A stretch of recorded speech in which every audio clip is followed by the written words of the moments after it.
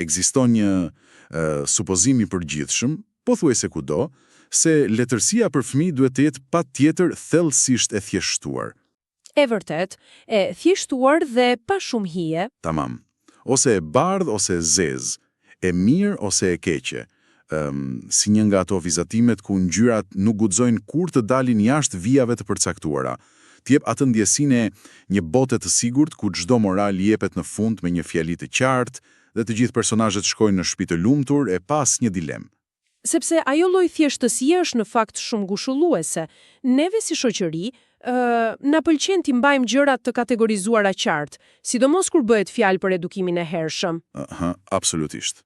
Frika nga kompleksiteti shtyn shpesh autorët t'i shkruajnë historitë si formula matematike, domethënë, bëj këtë gjë të mirë dhe pastaj merr këtë shpërblim. Po pikërisht këtu gjërat marrin një kthes shumë të papritur.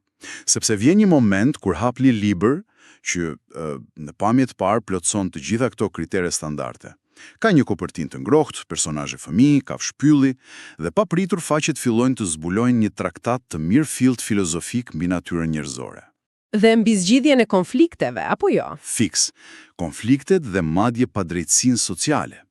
Libri që do të zbërthejmë tërësisht sot në këtë rrugtim analitik është Foleja e tregimeve, nga autori Berzat Sadiki, i botuar në vitin 2026 nga shoqata Pro Litera në Tetov. Një libër shumë interesant. Është i jashtëzakonshëm. Dhe qëllimi i kësaj analize sot, misioni ynë, është pikërisht të nxjerrim në dritë se si këto tregime të shkurtra funksionojnë si një arkitekturë masive mesazhesh universale. Dhe kjo thellësi vjet reqet e vet titulli. Metafora e folesë nuk është as pak e rastësishme. Po, jam i mendimit se fsheh diçka më shumë. Autori e ndërton premisën sikur çdo tregim është një zog i vogël i pambrojtur. Ai ushqehet me fjalë, me ide, brenda një strehe të ngrohtë. Derisa merr krah. Tamam, derisa vjen një moment që duhet të marr krah dhe të fluturojë drejt imagjinatës së atij që e lexon. Kjo qasje në fakt nuk i flet lexuesit nga lart poshtë, por e fton atë të bëhet bashk krijues si kuptimit. Në rregull, le ta zbërthejmë këtë në mënyrë praktike. Çdo fluturim nga foleja fillon me përballjen e parë me botën e jashtme, që le të jemi të sinqert, për shumicën e fëmijëve është shkolla dhe edukimi. Faza e parë e pavarësisë. Pikërisht. Dhe këtu kam vënë re diçka që më bëri të ndalem gjatë. Në tregimin e parë, Abetarja ime, mësimi i leximit nuk paraqitet si një detyrim apo një sfidë mekanike. Kemi këtë djalë të vogël, Irinin, dhe për të, shkronjat fjalë për fjalë marrin jetë. Nuk është thjesht një libër i shtypur. Është një përvojë tërësisht e gjallë. Shkronja A nuk është thjesht një simbol abstrakt në letër, por lidhet menjëherë me koncepte thelbësore emocionale si për shembull atë dhe apo agim. Sakt. Pastaj vjen B-ja e gazmore që prezanton fjalët bukë dhe blet. Dhe më e bukur është C-ja. Wow, po C-ja. C-ja që i drejtohet djalit me një tingull, domethënë ciu sikur bilbil kur këndon në dritare. Kjo e kthen të mësuarit në një përvojë tërësisht ndijore. Por pyetja që më lind është pse autori ndalon kaq shumë te ky humanizimi një procesi kaq teknik siç është mësimi i alfabetit. Sepse tregon mekanizmin se si krijohet një lidhje afatgjatë me dijen. Nëse edukimi i hershëm fillon si një transaksion, ti mëson shkronjën, unë të jap një notë, krijohet një marrëdhënie sterile. Ndërtohet një mur fiks. Autori këtu zhvendos fokusin nga memorizimi te zbulimi. Erini nuk po mëson mjete komunikimi, ai po zbulon botën. Kjo përcakton bazën për diçka shumë më radikale që shfaqet më vonë në libër, domethënë për kufizimin e suksesit. Këto doja të dilja, sepse kjo ide e sfidimit të suksesit thellohet menjëherë me dy tregime të tjera që flasin drejt për shkollën. Kemi Nxënësi i mirë dhe Nxënësi zemër mirë. Të dyja shumë provokuese. Janë vërtet. Në tregimin e parë, shohim një debat klasik mes fëmijëve në klasë se kush duhet të konsiderohet nxënës i mirë. Që është një debat që pasqyron pikërisht mentalitetin e të rriturve, thjesht i zbritur në nivel banka shkollore. E vërtet. Disa nxënës thonë, i mirë është ai që merr pesa, që përvajson notën maksimale në atë sistem vlerësimi. Të tjerë thonë, i mirë është ai që nuk bën zhurmë.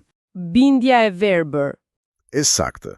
Ai përkufizimi tipik i bindjes së verbër dhe performancës absolute akademike. Por personazhi qendror i këtij debati, Arbeni, ofron një tjetër perspektivë. Ai thotë se nxënësi i mirë është ai që sigurisht mëson, por thelbësoria është që respekton dhe ndihmon të tjerët. Dhe mësuesja e konfirmon këtë vlerësim apo jo? Po, mësuesja jep të drejtë, ndërsa në tregimin e dytë, një nxënës i quajtur Ardi, fjalë për fjalë lë mësimin dhe detyrat mënjan, vetëm sepse gjen një zog të plagosur dhe i jep ndihmë. Ajo që është më gjepse këtu, është se këto nuk janë thjesht histori të bukura fëmijësh. Këto janë një goditje drejt për drejt ndaj sistemeve të vlerësimit që masin vetëm anën sasiore. Janë shumë kritike. Janë tepër kritike. Ajo që vërehet këtu është një refuzim për të barazuar vlerën e një individi me inteligjencën e tij strikt logjike apo akademike. Libri argumenton se ndjeshmëria nuk është një nënprodukt i rastishëm i të qenit fëmijë, por është treguesi më i lartë i pjekurisë. Arbeni dhe Ardi refuzojnë të kthehen në numra. Por a dihet çfarë është vërtet e çuditshme? Çfarë? Nëse e marrim këtë parim dhe e vendosim në botën e sotme të të rriturve, a nuk jemi ne pak si ata fëmijët që debatojnë për pesat? Oh, absolutisht po. Ne i rrisim fëmijët me këtë ankth të vazhdueshëm që nota në ditar është i vetmi tregues i vlerës së tyre. Dhe pastaj ata rriten, shkojnë në zyra dhe korporata dhe mendojnë se ai grafiku i performancës tremujore përcakton tërësisht nëse janë njerëz të vlefshëm apo jo. Është pak e trisht kur e mendon. Është shumë e trisht. Kemi ndërtuar një shoqëri tepër të ftohtë. Libri sikur i bie një këmbane alarmi duke thënë prit pak, të lëmë janë statistikat për një sekond. A je një njeri që kujdesesh për atë që ke pranë? Është një paralele frikshmi dhe shumë e saktë.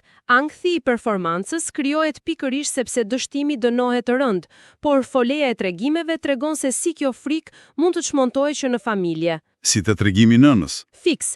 Më bëri përshtypje tregimi Dora e nënës që flet pikërisht për këtë menaxhim të dështimit akademik. Po, djeri që merr atë notën e keqe, një 4, dhe kthehet në shtëpi tërësisht i tmerruar, i bindur se do të përballet me një furtunë çortimesh? Dhe çfarë ndodh në të vërtetë? Nëna nuk reagon sipas atij skenari klasik ndëshkues. Ajo e sheh ankthin e tij dhe në vend që ta thellojë atë me një leksion fajsues, i afron mbështetje emocionale. Ajo përdor fjalën e ngrohtë për t'i dhënë forcë. Që ai të përmirësohet vetë herën tjetër. Tamam. Psikologjikisht, ky është ndryshimi mes krijimit të një qëndrueshmërie afatgjat dhe krijimit të një bindjeje sipërfaqësore që bazohet ekskluzivisht te frika. Kur shtëpia është një hapësirë e sigurt, dështimi kthehet në një stacion mësimi, nuk është një tragjedi. Fjala si mjet shërimi. Dhe ky koncept i fuqisë fjalës shërben si një urë fantastike për të kuptuar dinamikat më të gjera sociale në libër, sepse fëmijët dalin nga shtëpia, dalin nga klasa dhe futen në obor apo në pyll, ku ndërveprimet ndodhin ball për ball. Aty ku lindin konfliktet e vërteta. Pikërisht. Dhe mjeti i parë që përdorin, qoftë për të ndërtuar apo për të shkatruar, është pikërisht gjua. Gjua këtu nuk analizohet thjesht si komunikim. Ajo është një arkitekturë e mirëfillt e harmonisë, mënyra se si i drejtohemi tjetrit përcakton tërësisht mjedisin ku jetojmë. Le të ndalemi te tregimi fjala e bukur. Kemi një vajzë, fjollën, e cila ka bërë zakon të përshëndes çdo njeri me një mirësi të natyrshme. Paralelisht, kemi Arbin, një djalë që pa ndonjë arsye thelbësore përdor një gjuhë të ashpër dhe qorton një shoqe. Një kontrast i pastër sjelljesh. Sakt. Dhe aty jepet një paralajmërim në formë metafore, fjala e keqe është si ferra që shpon, kurse fjala e bukur është si lulja që lëshon erë të mirë. Unë adhuroj këtë metaforë, më duket një gjetje briljante nga autori. Pse mendoni se funksionon kaq mirë? Për shkak se është thellësisht fizike? Pikërisht, unë thosha me vete, nëse mendojmë për një ashkull të vogël druri apo një gjem të vogël ferre që na hin në gisht, nga jashtë duket e parëndësishme apo jo? Po, mezi duket. Dikush tjetër mbase as nuk e sheh fare, por personi që e ka në lëkurë ndjen një pulsim të vazhdueshëm.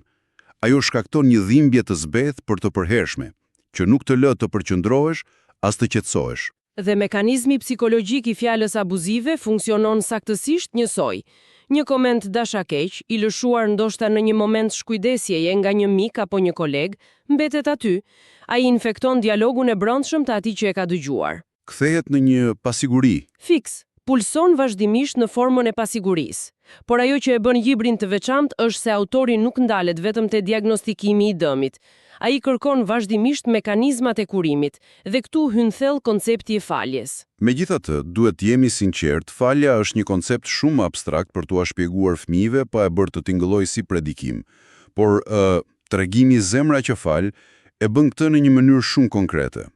Kemi dy miq që ngjimben dhe të japin besi. Tu, a nuk është justifikuar ai zemërim? Plotësisht justifikuar. Do me thënë, e dua të top, ai e hodhi në ujë, unë jam i zemëruar, është një reagim tërësisht racional, mbrojtës. Është absolutisht i natyrshëm dhe autori nuk e dënon atë zemërim fillestar, gjë që është një detaj shumë i rëndësishëm.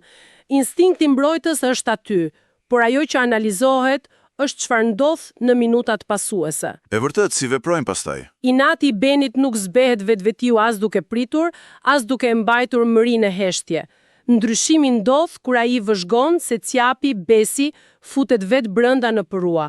Ai rrezikon, lagët dhe përpiqet me çdo kusht të ndreqë dëmin dhe ta nxjerrë atë top. Dhe vetëm pasi e sheh këtë përpjekje konkrete, vjen edhe kërkim falja mes tyre, e cila tashmë ka peshë. Nuk është fjalë boshe.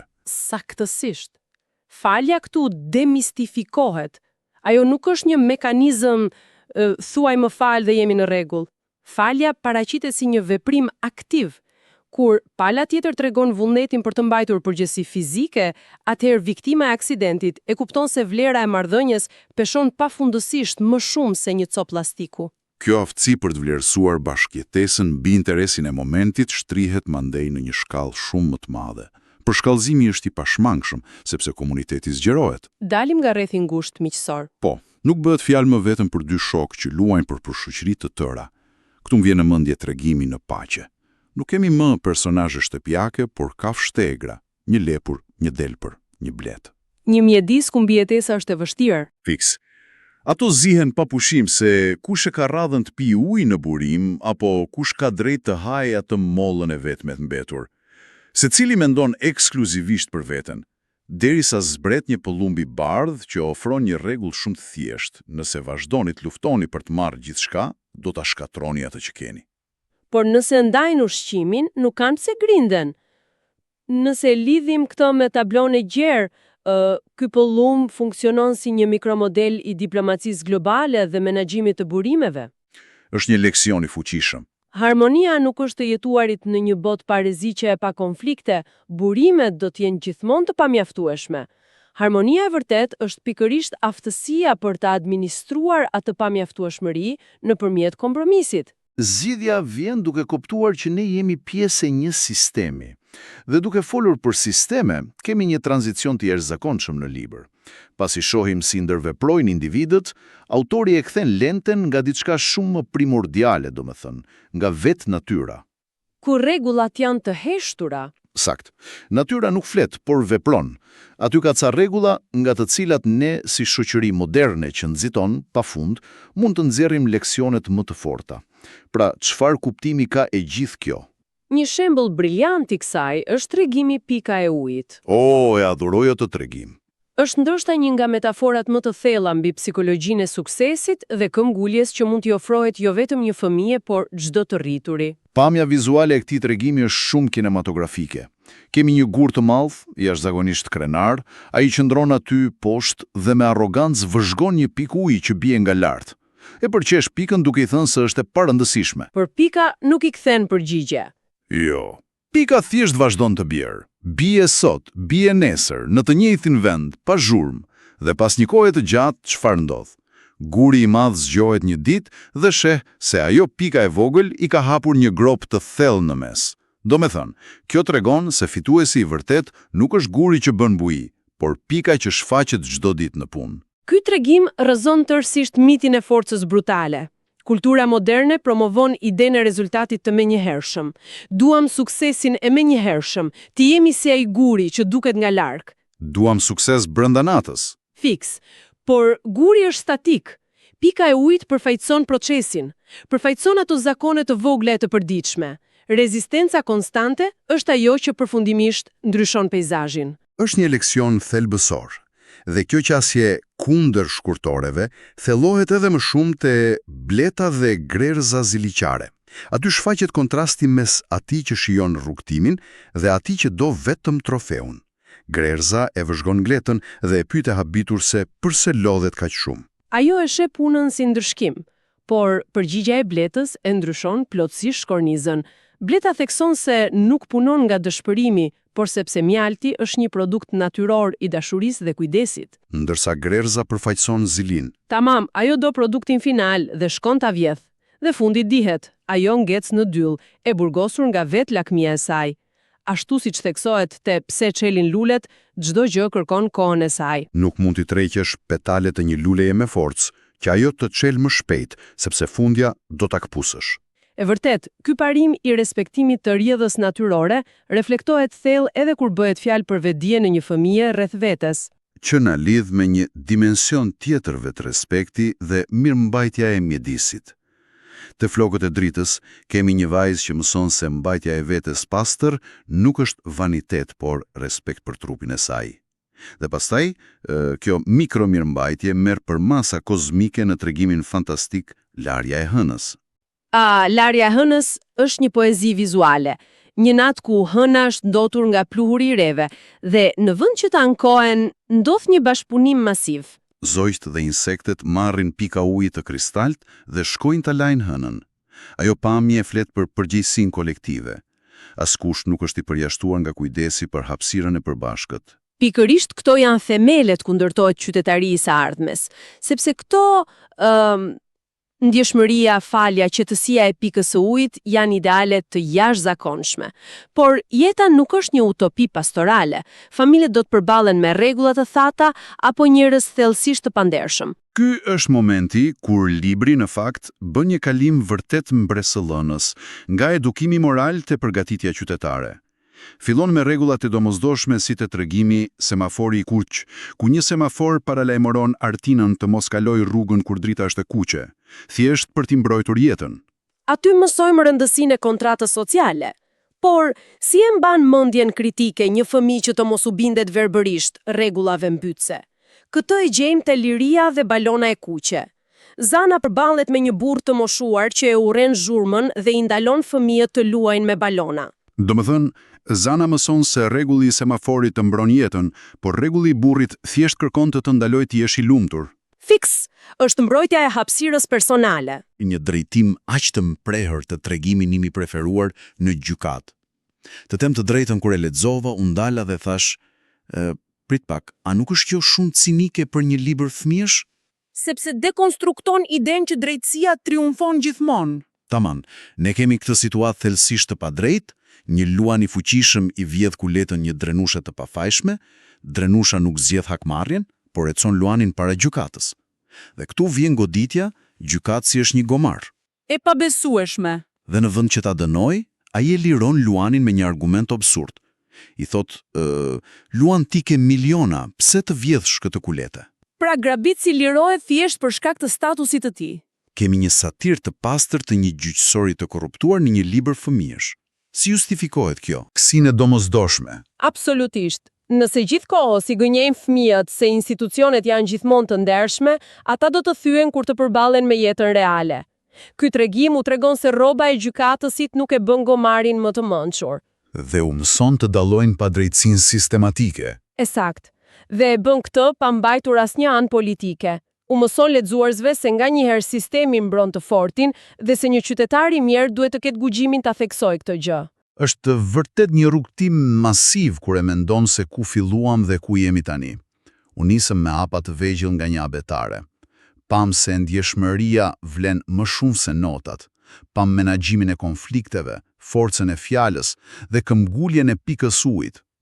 Për të mbërritur të njoja me strukturat dhe vetvdijen që autoriteti nuk mban gjithmonë vulën e zvërtetës. Ky libër është fjalë për fjalë një udhërrëfyes për të naviguar botën. Por mund shtrohet një pyetje tepër praktike. Dikush që po nxiton sot për një mbledhje me një mal problemesh, pse duhet t'i japi vëmendje një libri fëmijësh si ky?